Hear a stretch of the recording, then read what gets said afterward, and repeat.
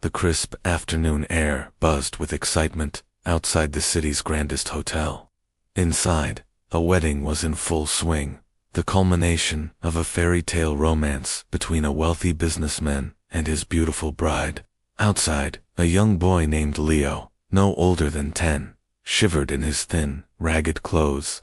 He'd been drawn by the joyful music and the tantalizing smells wafting from the hotel's kitchens. His stomach ached with a familiar emptiness. All he wanted was a closer look, a brief escape from his harsh reality. He approached the imposing entrance, where a stern-faced security guard stood like a statue. The guard's uniform was immaculate, his posture rigid, and his expression unreadable.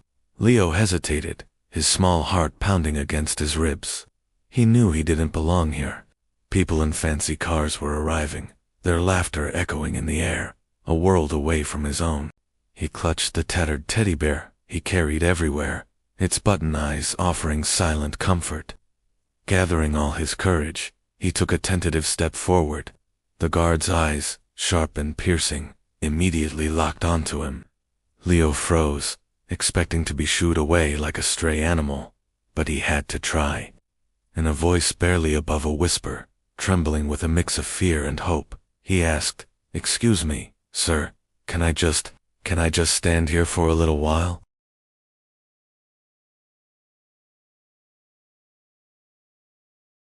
His face remained a mask of professional indifference, but behind his eyes, a flicker of something else stirred. Years on the job had taught him to be tough, to see potential threats everywhere, but this was just a child, a hungry, cold child. He saw the desperate hope in Leo's wide eyes, the way he clutched his worn-out bear for security. Marcus was a father himself. He thought of his own son, tucked safely in a warm bed, his belly full.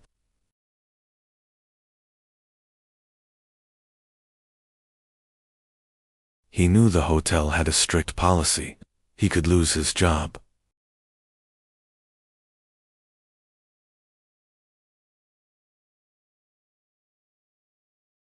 The contrast was stark, and it tugged at his conscience. The rules seemed so insignificant compared to the simple, human request of a little boy who just wanted to feel a moment of warmth and happiness. Marcus made a decision, one that went against every rule in his handbook. He gave a slight, almost imperceptible nod. "Stay close to me," he said, his voice softer than Leo had expected. "And try not to draw too much attention." Leo's eyes widened in disbelief. A small, grateful smile touched his lips for the first time that day. He hadn't been yelled at. He hadn't been chased away. As the afternoon wore on, Marcus stood at his post, with Leo quietly by his side. The boy watched, mesmerized, as elegantly dressed guests floated past. He could hear the faint sound of vows being exchanged, followed by a burst of applause. It was like watching a movie. From his pocket, Marcus discreetly pulled out a chocolate bar he'd been saving for his break. He knelt down to Leo's level and offered it to him. "Here," he murmured. "You look like you could use this." Leo's hands trembled as he took the bar, unwrapping it with reverence. It was the most delicious thing he had ever tasted. He ate it slowly, savoring every single bite. Just then, the hotel manager, a notoriously strict man named Mr. Henderson, stepped outside for a breath of fresh air.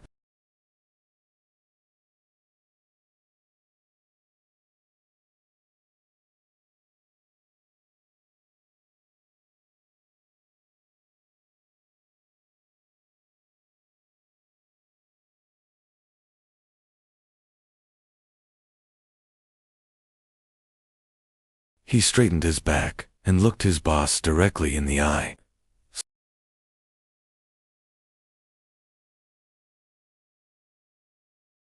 "I don't care. It reflects poorly on our establishment. Remove him now, or consider yourself unemployed." The commotion attracted the attention of the wedding party, who were now filtering out for photos. The groom, a kind-faced man named Mr. Thompson, overheard the manager's harsh words. He walked over, his bride on his arm. "Is there a problem here?" he asked calmly. Mr. Henderson quickly put on a polite smile. "No problem at all, Mr. Thompson. just a small security matter. But the groom's eyes were on Leo, who was now trembling with fear, trying to hide behind Marcus's leg. Mr. Thompson's gaze softened. He had grown up with very little himself and had never forgotten his roots. He saw a reflection of his own past in the boy's frightened eyes. He turned to Marcus. This boy was just standing here. Marcus nodded. Yes, sir, quiet as a mouse. The groom then looked at the fuming manager. This child is my guest, he announced, his voice firm and clear, leaving no room for argument. A hush fell over the crowd. The bride smiled warmly and squeezed her husband's arm in support. Mr. Henderson's jaw dropped, his face turning a shade of red. The groom knelt down to Leo. What's your name, son? He asked gently. Leo, the boy whispered, still clutching his teddy bear. Well, Leo, said the groom, it seems you haven't had a proper meal yet. How would you like to join us for our wedding feast? Leo's eyes filled with tears, but this time, they were tears of joy. He could only nod, completely overwhelmed. The groom stood up and addressed the stunned crowd. True wealth isn't about what we have, he said, his voice ringing with sincerity. It's about what we give. Today, our celebration becomes complete by sharing our joy with Leo. He then turned to Marcus. And you, sir, he said, extending a hand. Thank you. Your kindness and integrity are more valuable than any rule. You've shown what it truly means to be a good man. He discreetly slipped a folded bill into Marcus's hand, far more than a month's salary. Marcus was speechless, his own eyes welling up. That evening, Leo sat at a grand table, surrounded by laughter and kindness. He was treated like a prince. The bride even made a small corsage for his teddy bear. For the first time in a very long time, Leo felt safe, seen, and cared for. He ate until his stomach was happily full, his plate piled high with food he'd only ever dreamed of. The experience changed him forever, planting a seed of hope in his heart. But the story doesn't end there. Mr. Thompson and his wife were so moved by Leo's situation that they arranged for him to be placed in a safe children's home, ensuring he had a warm bed, food, and an education. They visited him regularly, becoming the family he never had. And as for Marcus, his act of compassion didn't go unnoticed. When the story got out, he was praised by the entire city. Mr. Thompson, impressed by his character, offered him a new, better-paying job as the head of security for his own company. One simple act of kindness, a security guard bending the rules for a homeless boy, set off a chain reaction of goodness that transformed everyone's lives.